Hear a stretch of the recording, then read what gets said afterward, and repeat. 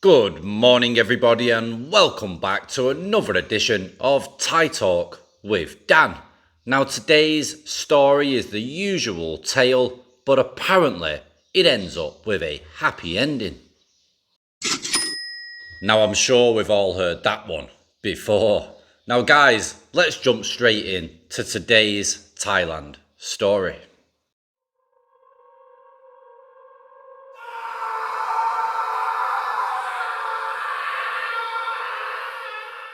Hi Dan, here is my story. It starts out with the usual tale, but has a happy ending. It might be of interest to your viewers. I came to Thailand first time when I was 37. I had begun working in the oil fields of the Middle East and was working on rotation. I would work for 6 weeks and get 4 weeks off. I came to Thailand and Phuket in particular. I was blown away by the party scene in Patong, and this was a long time ago. We'll tell you how long ago later. On my first night out, I met a bar girl. Dum dum dum. We had a conversation, went out for dinner, but I did not take her back to my room that night. But the next night, I went back to the same bar, and there she was.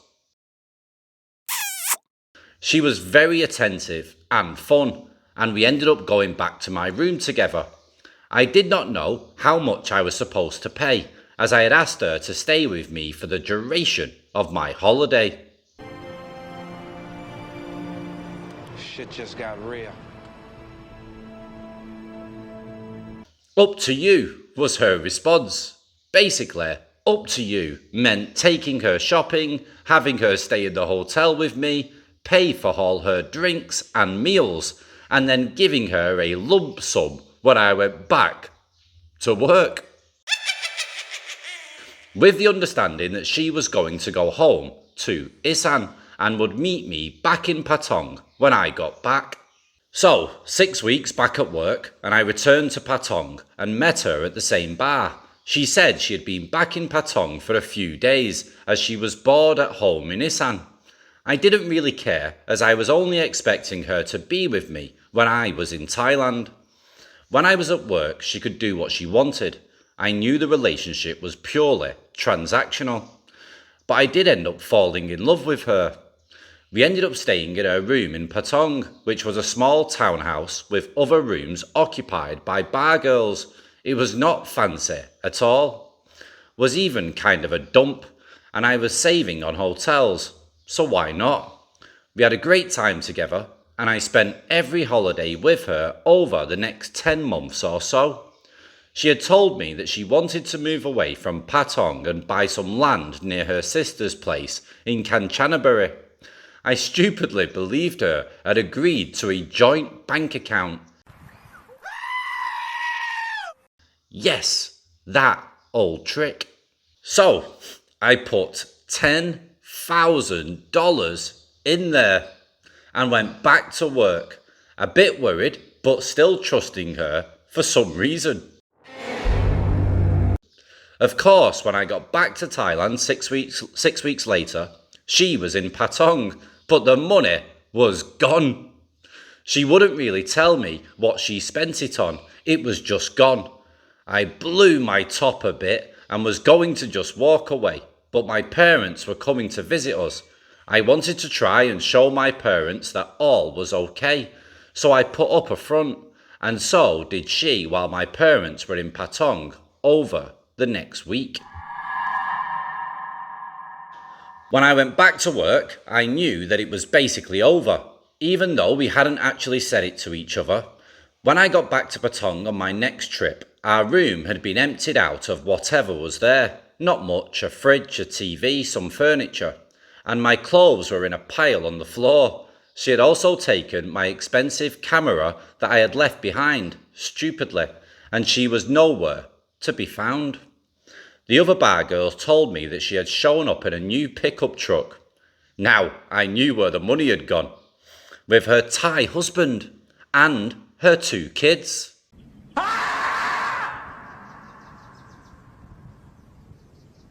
I knew she had kids, but she told me she had split with her Thai husband. So there I was, in Patong, savings pretty well gone and kinda heartbroken. But at least I had a job and was going to go back to work in a few weeks.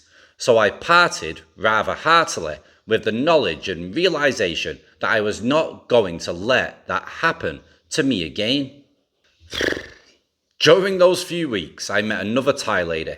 She worked in a restaurant and was very sweet and honest. I could just tell. I had been burnt before and I saw none of the warning signs with her.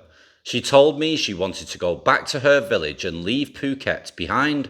Before I went back to work, I gave her a small amount of money and told her that perhaps I would come and see her in her town sometime. We exchanged letters. This was before the internet, and I, in fact, did go to her town to see her on my next trip back to Thailand. She was there, living her life in that town. Well, to cut a long story short, that was 32 years ago. We are still married and living in Thailand. I am retired now, and we have 2 grown children together that live and work back in Canada and travel to Thailand to see as much as they can. So my time here started out in a very typical fashion, but real love is possible.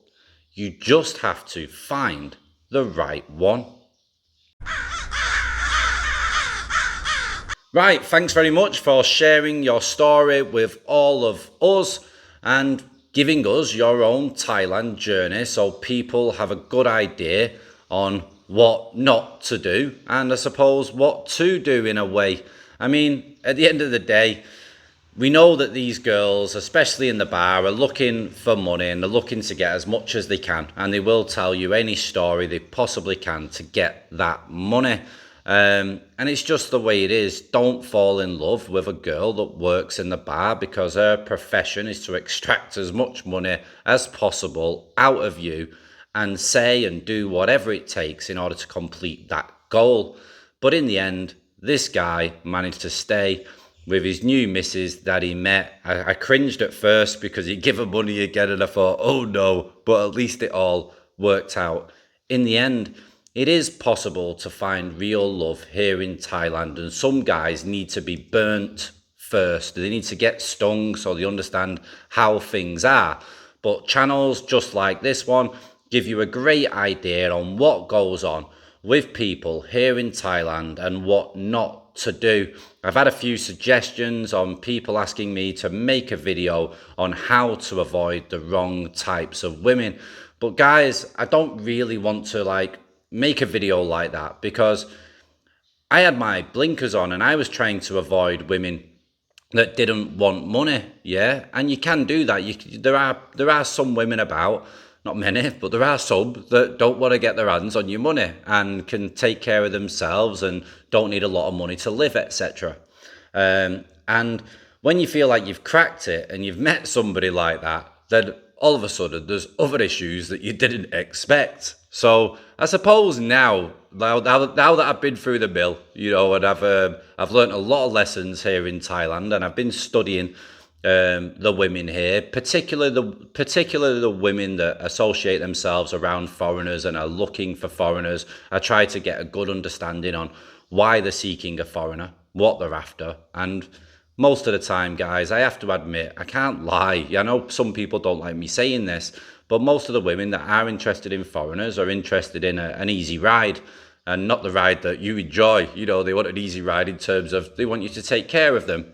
They want a monthly salary. They want you to make their lives better and their dreams possible. And unfortunately, they've not been able to fulfill those dreams with the Thai guys that they've had relationships with.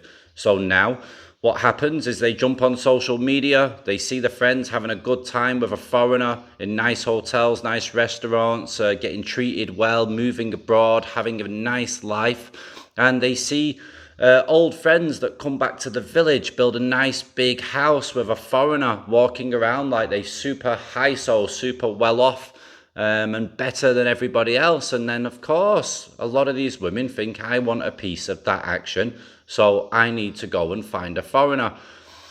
And that's just the way things seem to go. But you just have to be straight from the outset with these women. Basically, make them understand that you know the score and you don't want to be taken for a ride. You're looking for something real, something true, and you're not looking for a transactional relationship. If you've got loads of debts and loads of problems, leave me alone. Move on to the next, because I'm not going to be your sucker today. Right, guys? If you've got your own Thailand story and you do wish to share it on the channel, then please send me an email to thaitalkwithdan@gmail.com.